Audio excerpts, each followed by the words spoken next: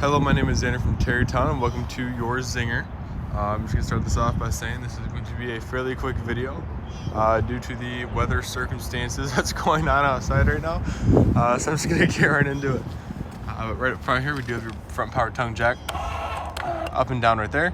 And you also have a little light just in case you do need to hook up at night. Right behind here it's going to be your propane tanks. Pretty much the only thing you need to know about it is this little regulator switch here. Whichever way this is pointing is going to be the corresponding propane tank that you're going to be using.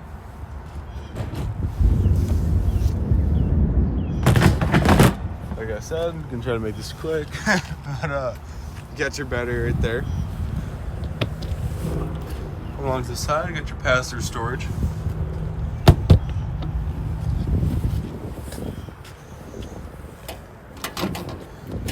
For your water heater, only the real thing you need to know about is this little cap. This goes right inside of there. So you go ahead and put it in there, tighten it down. Once this is in and nice and tight, go to the inside of your camper and turn on the hot side of your faucet. It's gonna sit there and sputter for a little bit. So as soon as there's a steady flow of water, go ahead and turn this on. To empty it, all you do is pull this pressure release valve. It's going to hiss because obviously the pressure is releasing, and then once so, go ahead and then you can pop that drain off and go ahead and drain it out. City water connection, when you get to a campground, this is going to be your main water source here. Oh boy. You got your die down just for a second. This is going to be your main power cord. You got your 30 amp service here. Just on here, this is going to be your sewer connection. You have your black tank and your gray tank and your gray tank. Okay, yep, that's it. That is it for the video. Alright, continuing on where we got rudely interrupted. You have your black tank on your right, your gray tank on your left.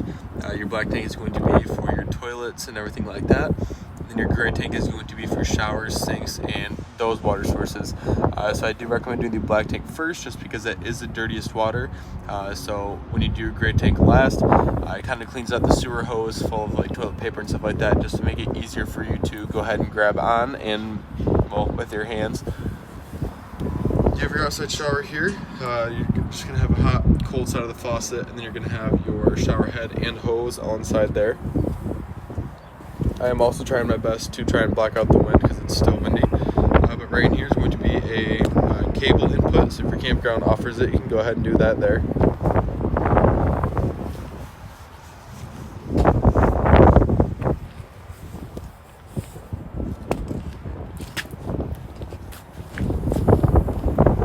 So not a whole lot in here. You just got your sink and of course your refrigerator.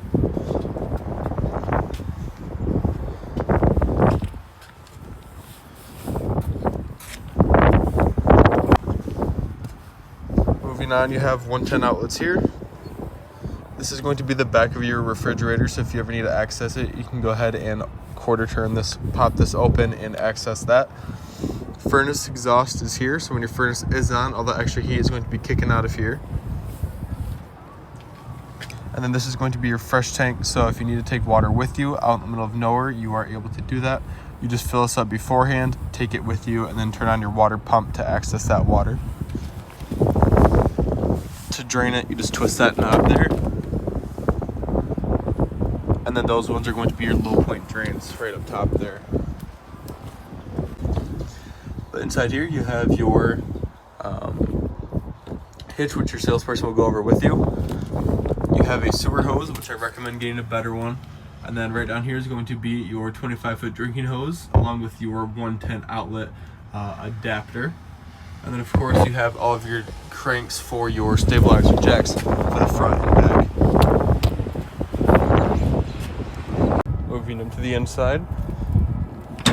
Grab your steps, pull them down. When you're walking up here to the left, first thing on your left is going to be your readers. So it tells you how full everything is getting. So obviously first tank, black tank, gray tank, everything is going to be reading there. Bottom left is going to be water pump. So if you do need to use water from that fresh tank, you go ahead and flip that. And then you actually have two atmosphere water heater, gas and electric, so whichever one you decide to choose, you go ahead and flip that switch. Slide room, pulled out.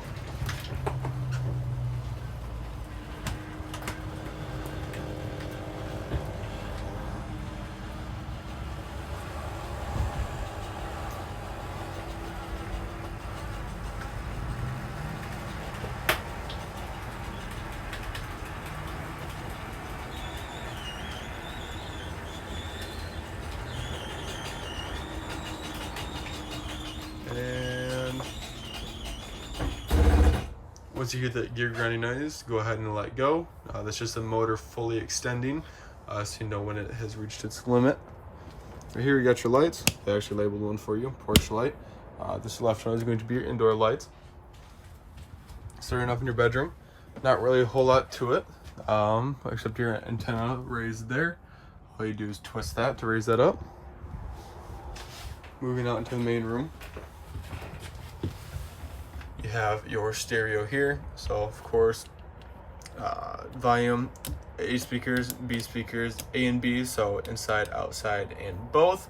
And you have your mute, aux, and then you also have a alarm set, which is kind of hard to see there. And you of course have all of your radio channels there. But other than that, you also have a compact CD player right in there. And yeah, that's pretty much it for that. Moving over, got your microwave. Then you have your light and fan here. And then for your oven and stove here, you have all of your stove tops and then your igniter here. You just press in, turn, and you spark to the right to ignite, and then of course they will ignite. And then for your oven, press pilot on. Spark, spark, spark, spark. And as soon as you see a small flame appear from back there, that's when you go ahead and adjust your temperature needed.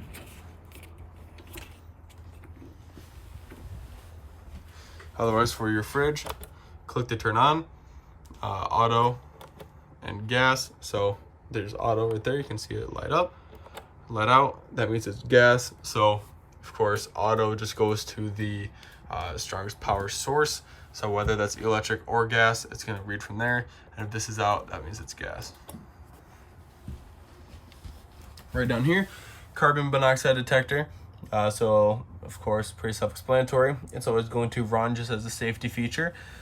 So just in case, when you do, go ahead and pack up your camper. So unplug everything, get it ready to get stored away. Double check this. Make sure that green light is off, because sometimes it won't turn off just because it's stubborn. And sometimes it can still drain your battery. So what I do recommend doing is, if you're, like I said, you can leave your camper for 3 to 4 days, just go ahead and take the negative end off of your battery, and then that will finally die. Right here, tap to turn on, auto, cool, furnace, and then you also have your off. Allows you to have fan modes and stuff like that. And then of course your temperature up and down right there. Main thing for your bathroom, right down there, it's going to be a foot flush. Press it down with your foot, it's going to flush. And then you are going to need RV grade toilet paper along with toilet solution. The solution is going to help break down solids and smells, and then the toilet paper is also going to help break down easier, just to make sure that everything flushes out of your black tank nice and easy, and so make sure it doesn't clog up. Back here, bunk room, not really a whole lot to it. Just going to kind of walk you through it, and then back out.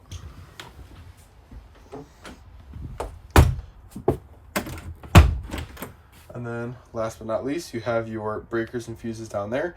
I personally recommend bringing some extra fuses along with you, just in case you don't need to.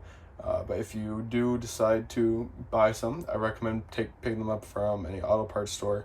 So like an AutoZone or something like that, for example, you can go ahead and pick those up there.